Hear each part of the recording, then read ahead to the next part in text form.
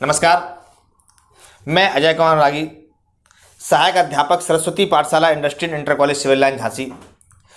आज हम आपको कक्षा 9 सामाजिक विज्ञान के अंतर्गत अध्याय 5 का अध्ययन कराएंगे।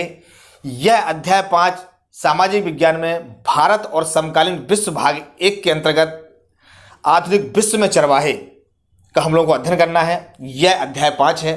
तो आइए बच्चों, सबसे पहले हम ये जानने का प्रयास करते हैं कि इस पाठ को पढ़ने के बाद हम ऐसे कौन कौन सी तथ्य हैं जो सीख सकेंगे या उनको जान सकेंगे।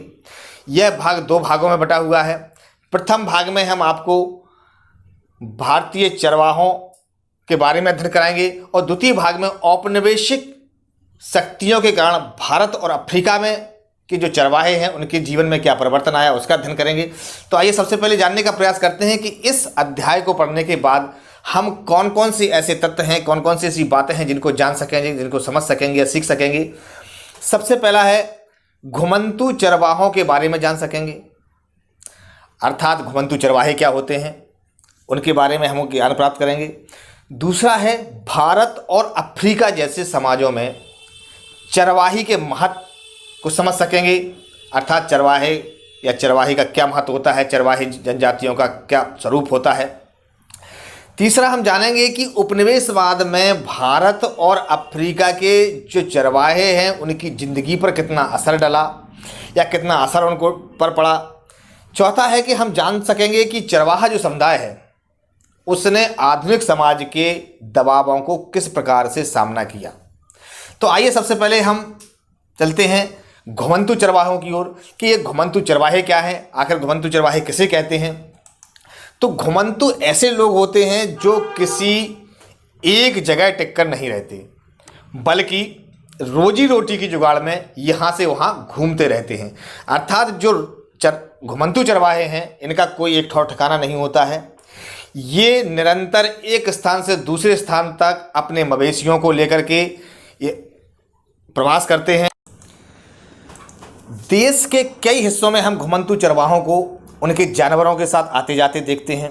अक्सर आपने भी देखा होगा कि कई लोग अपने जानवरों को लेकर के एक स्थान से दूसरे स्थान तक जाते हैं। तो चरवाहों की किसी टोली के पास भेड़ बकरियों का रेवड़ या झुंड होता है। रेवड़ कहते हैं जब हम किसी जानवर को या अपने मवेशियों को एक झुंड में लेकर के चलते हैं तो वो रेवड़ कहलाता है। तो किसी के पास भेड़ बकरियों का रेवड़ या झुंड होता है तो किसी के पास ऊंट या अन्य मवेशी रहते हैं। अब हम जानने का प्रयास करते हैं कि घुमंतू चरवाहे आखिर हमारे भारतवर्ष में कहाँ कहाँ पाए जाते हैं। तो घुमंतू चरवाहों को हम लोगों ने मुख्य रूप से 2 भागों में बांटा है। एक तो पहाड़ों में पाए जाने वाले और दूसरा है पठारी मैदानों और रेगिस्तानों में पाए जाने वाले। जो पठारों में चरवाहे पाए जाते हैं उसमें जम्मू और कश्मीर के गुज्जर बकरवाल बहुत प्रसिद्ध हैं, हिमाचल प्रदेश के गद्दी, गढ़वाल और कुमायूं के गुज्जर, अरुणाचल प्रदेश के मोनपा। इसी प्रकार से पठारी मैदानों और रेगिस्तानों में जो चरवाहे पाए जाते हैं उसमें महाराष्ट्र के धंगर, कर्नाटक के गड़रिया, गोल्ला, कुरमा और कुरवा, राजस्थान के रेगिस्तानों में राई का समुदाय, उत्तर प्रदेश, पंजाब और मध्य प्रदेश और महाराष्ट्र के बंजारे तथा गुजरात के मालधारियों का नाम आता है। अब हम इस भारत के मानचित्र के माध्यम से इसको समझने का प्रयास करते हैं। आप भारत का जो मानचित्र देख रहे हैं इसकी ऊपर हिस्से में अगर आप नज़र डालें तो जो जम्मू कश्मीर का हिस्सा है यहाँ पर गुज्जर बकरवाल चरवाहे हैं। उसके नीचे जैसे आते हैं हिमाचल प्रदेश में, यहाँ पर गद्दी चरवाहे पाए जाते हैं। उत्तराखंड में भोटिया और गुज्जर चरवाहे।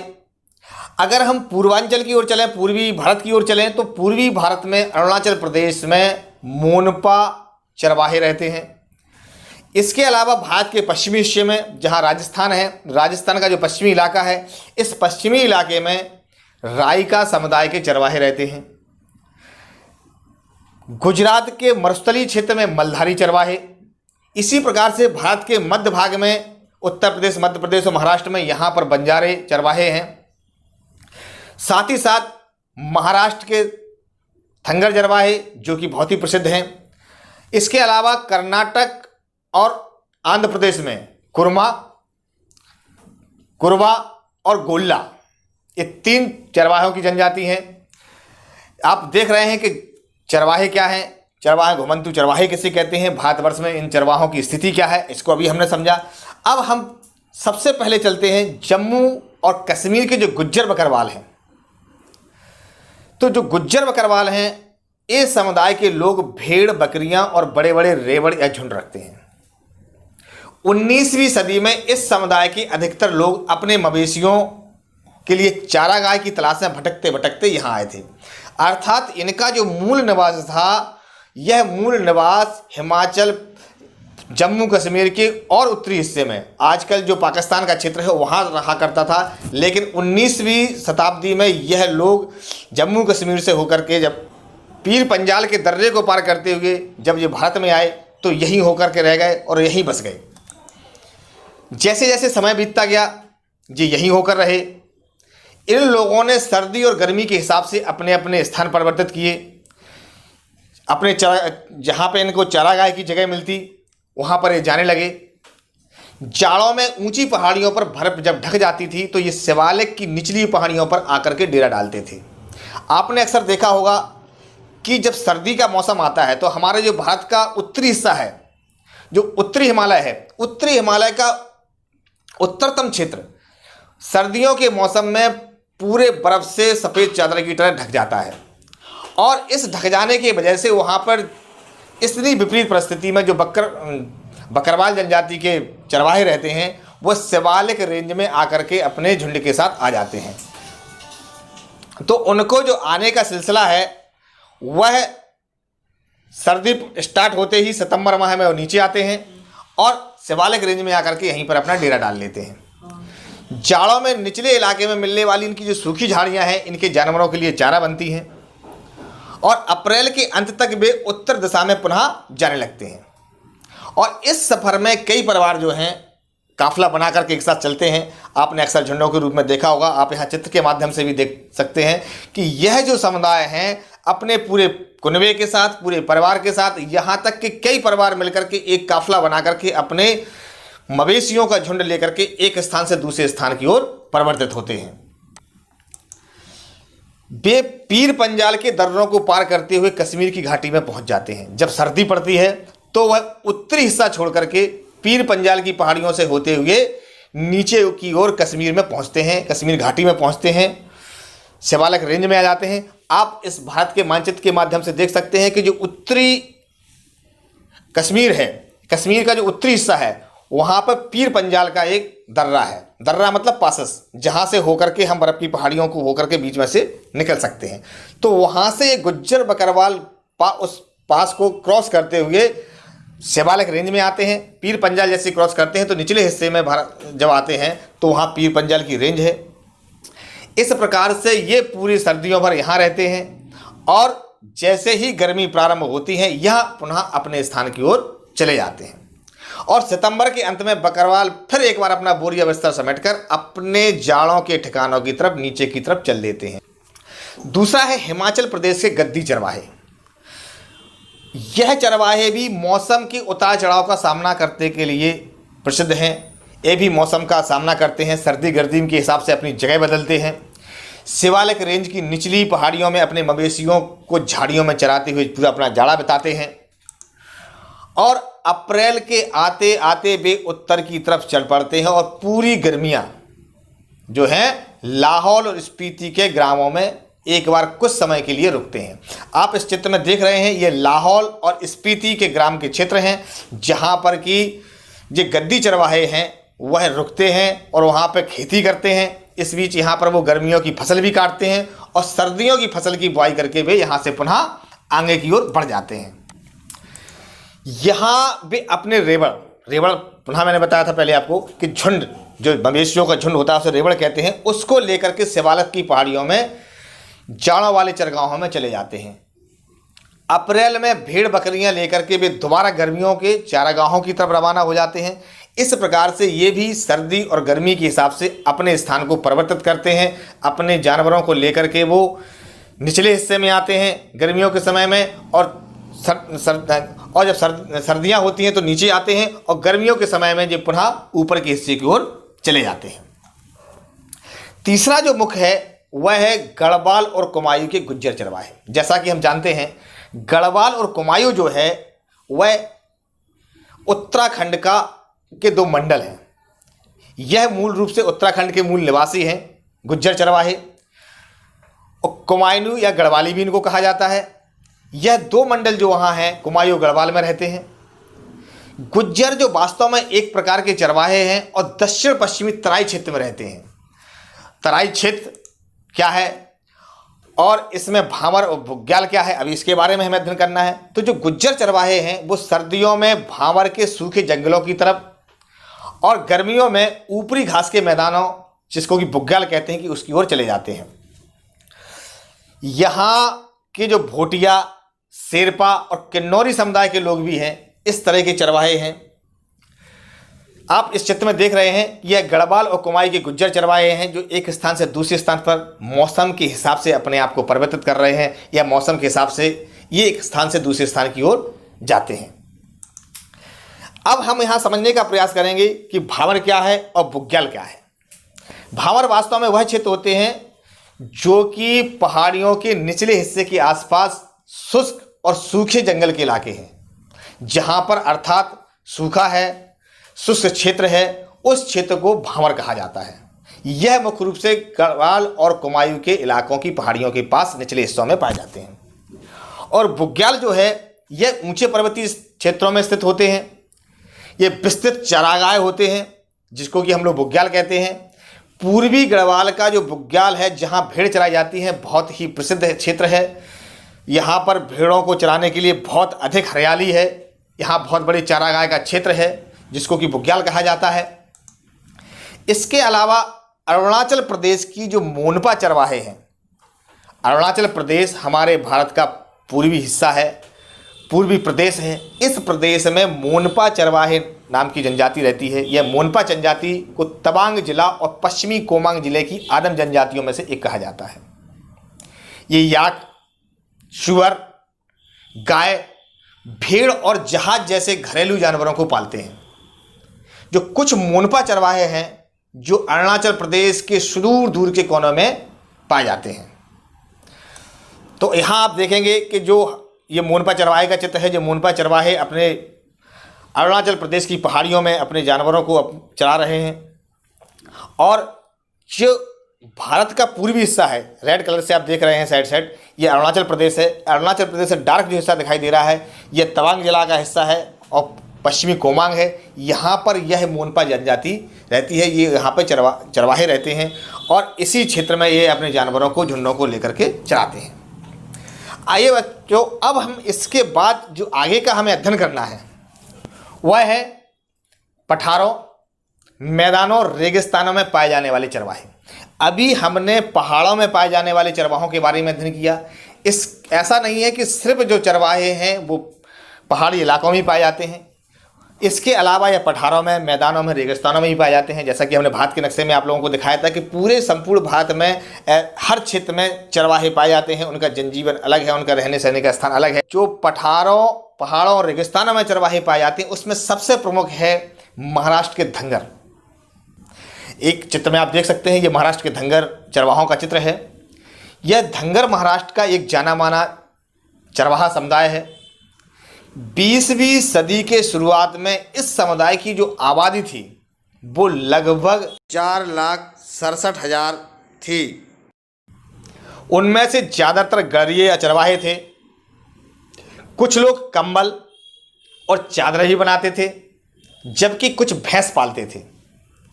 जो धंगर गड़रिए हैं ये बरसात के दिनों में महाराष्ट्र के मध्य पठारों में रहते थे और मानसून में यह पट्टी धंगरों के जानवरों के लिए एक विशाल चारागाह बन जाती थी। आप इस मानचित्र में देख रहे हैं, यह महाराष्ट्र का चित्र है, मानचित्र है। और महाराष्ट्र का जो पश्चिमी हिस्सा है जिसको कि हम लोग कोंकण तट कहते हैं, तो अक्टूबर के आसपास क्या है, ये धंगर जो है बाजरे की कटाई करते थे और चारागाहों की तलाश में पश्चिम की तरह चल पड़ते थे।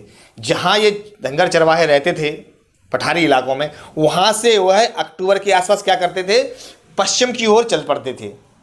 और करीब महीने भर चलने के बाद ये अपने रेवड़ों के साथ कोंकण के इलाके में जाकर के डेरा डाल देते थे। ये कोंकण इलाका जो है महाराष्ट्र का समुद्र तटीय इलाका है। यहाँ पे बरसात और नमी अधिक रहती है। जिस समय धंगर कोंकण पहुँचते थे उसी समय कोंकण के किसानों को खरीफ की फसल काटकर अपने खेतों को रबी की फसल के लिए दोबारा उपजाऊ बनाना होता था। जो कोंकण के किसान हैं उनको भी धंगरों के आने का इंतजार रहता था। क्यों? क्योंकि एक तो उन्हें धंगर के रूप में मजदूर मिल जाते थे खेतों में काम करने के लिए, दूसरा उनकी ये मदद करते थे, और इनके जो पशु हैं इनके साथ जो भेड़ बकरियां जो रहा करती थी इनके द्वारा उनको अच्छी खासी खाद भी उनको खेतों को मिल जाती थी। इसलिए जो कोंकण के किसान हैं वो दिल खोल करके धंगर के लोगों का स्वागत करते थे, उनके लिए तैयारी करते थे कि वो आएंगे, और उनको वो बहुत कुछ जाते समय देते भी थे। तो धंगरों के जो मवेशी हैं खरीफ की कटाई करने के बाद खेतों में जो बची हुई ठूठ होती है को खाते थे, और उनके गोबर से खेतों को खाद मिल जाती थी।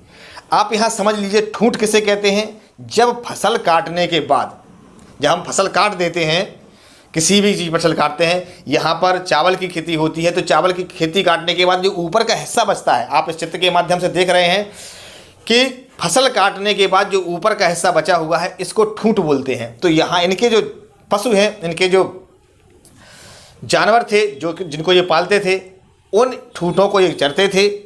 और कोंकणी किसान जो हैं वो धंगरों को चावल भी देते थे जिन्हें वे वापस अपने पठारी इलाकों में ले जाया करते थे। मानसून की बारिश शुरू होते ही धंगर कोंकण और तटीय इलाका छोड़कर के सूखे पठारों की तरफ लौट जाते थे, क्योंकि भेड़ें गीले मानसून हालात को बर्दाश्त नहीं कर पाती थी।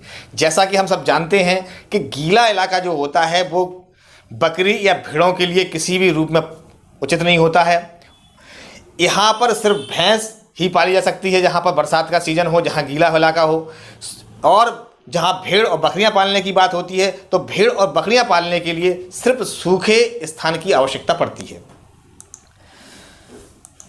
तो इसके बाद धंगरों की जो हमारे चरवाहे हैं, धंगर चरवाहे के बाद कर्नाटक और आंध्र प्रदेश के गड़रिया, गोल्ला, कुर्मा और कुरवा समुदाय आते हैं। आप इस नक्शे के माध्यम से देख सकते हैं भारत का जो मानचित्र है। भारत के मानचित्र का जो दक्षिण हिस्सा है कर्नाटका का, आंध्र प्रदेश का, यहाँ पर कुर्मा, गोल्ला और कुरवा समुदाय के लोग इन दोनों प्रदेशों में रहते हैं। मुख्य रूप से इसमें गड़ेरिया होते हैं जो मवेशी भेड़ और बकरियों को पालते हैं। यहाँ का जो गोल्ला समुदाय है, ये गोल्ला समुदाय के लोग गाय और भैंस को पालते हैं, जबकि कुर्मा और कुरवा जो समुदाय यहाँ का है वो भेड़ बकरियों को पालते हैं और हाथ से बुने हुए कंबल बेचते हैं। तो ये लोग जंगलों और छोटे छोटे खेतों के आसपास रहा करते हैं। वे अपने जानवरों की देखभाल के साथ साथ कई दूसरे काम धंधे भी करते हैं। ये लोग बरसात और सूखे मौसम के हिसाब से अपनी जगह बदलते हैं। आपने देखा होगा पहाड़ों के जो चरवाहे थे वह सर्दी के हिसाब से अपना स्थान बदलते थे, लेकिन यहाँ के जो चरवाहे हैं ये लोग बरसात और सूखे मौसम के हिसाब से अपनी जगह बदलते हैं। तो सूखे महीनों में वे तटीय इलाकों की तरफ चले जाते थे, जबकि बरसात शुरू होने पर वे वापस वहीं चल देते थे। इसके बाद हमें अध्ययन करना है उत्तर प्रदेश, मध्य प्रदेश और महाराष्ट्र के बंजारों का। बंजारा समाज जो है इनकी संख्या जो है महाराष्ट्र, कर्नाटक, आंध्र प्रदेश, राजस्थान, गुजरात और उत्तर प्रदेश तथा मध्य प्रदेश में सर्वाधिक है।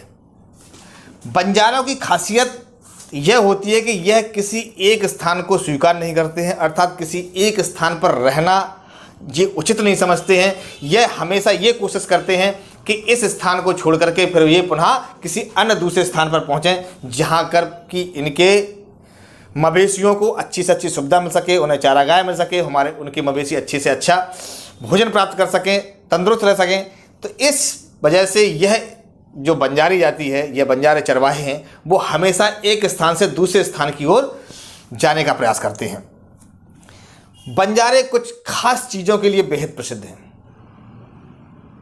जैसे नृत्य, संगीत, रंगोली, कसीदाकारी, गोदना और चित्रकारी। आप जब भी किसी बंजारों को देखें या आपने कभी बंजारों को देखा हो, अक्सर बंजारे आपको किसी भी गांव के बाहर डेरा डाले हुए मिल जाएंगे अपने जानवरों के साथ में। अक्सर ये एक स्थान से दूसरे स्थान तक घूमते रहते हैं। जब भी आप गौर करेंगे तो पाएंगे कि इनके शरीर को पूरा गुदना से पूरे गुदे हुए होते हैं। बंजारा समाज पशुओं से बेहद लगाव रखते हैं। अधिकतर बंजारे जो हैं वो कारवां में बैल हो, इनके जो बंजारे होते हैं, जब भी इनका कारवां चलता है, जब एक स्थान से दूसरे स्थान पर जाते हैं, तो इनके कारवां में सबसे अधिक जो संख्या होती है वो बैलों की होती है।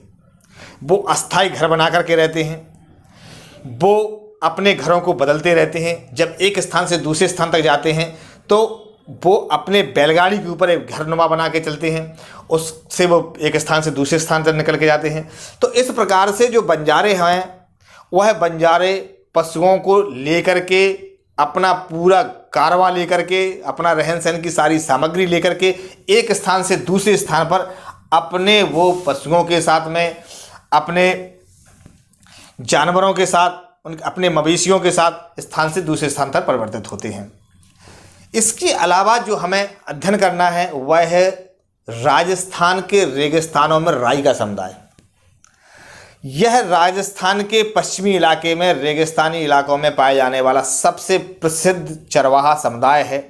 आप यहाँ देख सकते हैं राजस्थान का ये मानचित्र है। राजस्थान के मानचित्र में राय का समुदाय पाया जाता है। यह मुख्य रूप से रबारी, रेवारी, रायका, इसको गोपालक या मालधारी या देवासी के नाम से भी जाना जाता है। यह जो प्रजाति है यह अति प्राचीन प्रजाति है। जो उत्तरी राजस्थान, जो जयपुर और जोधपुर संभाग है, इन्हें जयपुर और जोधपुर संभाग में रायका के नाम से जाना जाता है। रायका खेती के साथ साथ चरवाही का भी काम करते हैं।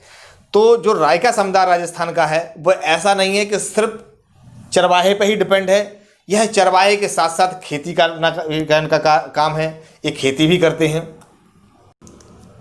आप देखेंगे कि ये बरसात जब होती है तो बरसात में बाड़मेर, जैसलमेर, जोधपुर और बीकानेर के जो रायका हैं अपने गांव में ही रहते हैं, क्योंकि इन समय इन लोगों को, इनके पशुओं को, इनको मवेशियों को चारा मिल जाता है। और अक्टूबर आते आते जब ये चारागाह सूखने लगते हैं, जब तक वहाँ पे पानी है, जब तक वहाँ पे संसाधन है, बारिश है, जब तक वहाँ पे मौसम हरा भरा है, जब तक उनके मवेशियों को चारा मिल रहा है, तब तक वह इन क्षेत्रों में रहते हैं। और जैसे ही अक्टूबर आता है, जब उनके चारागाह उनके सूखने लगते हैं, मवेशियों को चारा की आवश्यकता होती है, तब यह एक स्थान से दूसरे स्थान की ओर जाते हैं।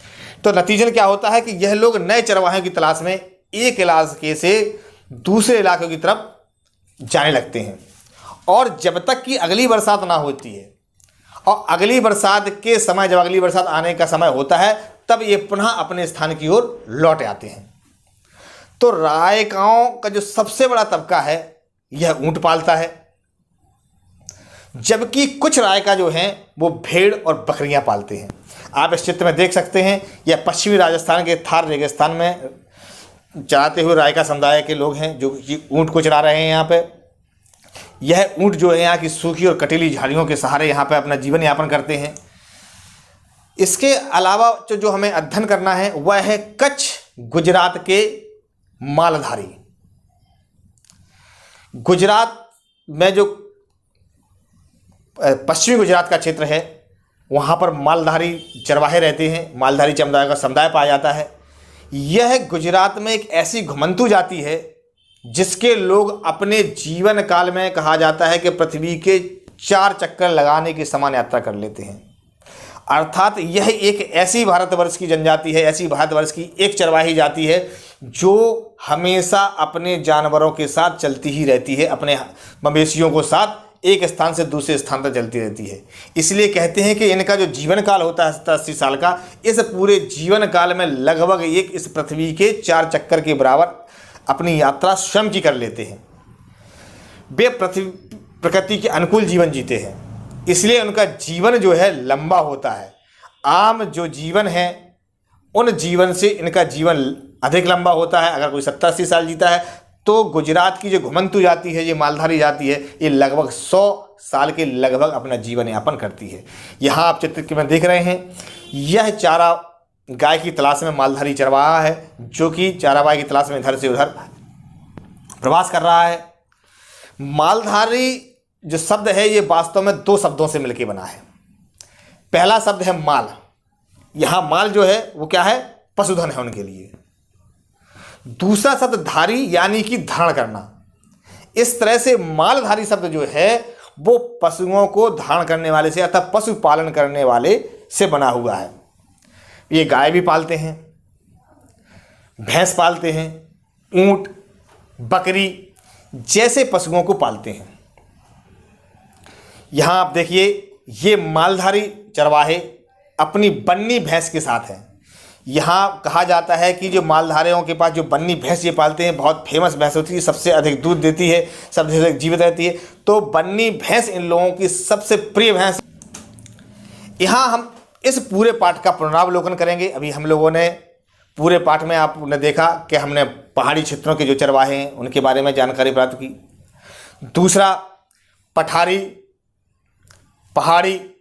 के अलावा पठारी, मैदानी और रेगिस्तानी इलाकों में कौन कौन से चरवाहे पाए जाते हैं उनके बारे में जाना। अब एक पूरा सार हम इस चैप्टर का देखते हैं कि भारत में जो घुमंतू चरवाहे हैं वह किस क्षेत्र में कौन कौन से हैं।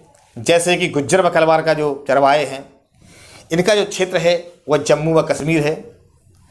दूसरा, गद्दी जो चरवाहा समुदाय है यह हिमाचल प्रदेश में पाया जाता है।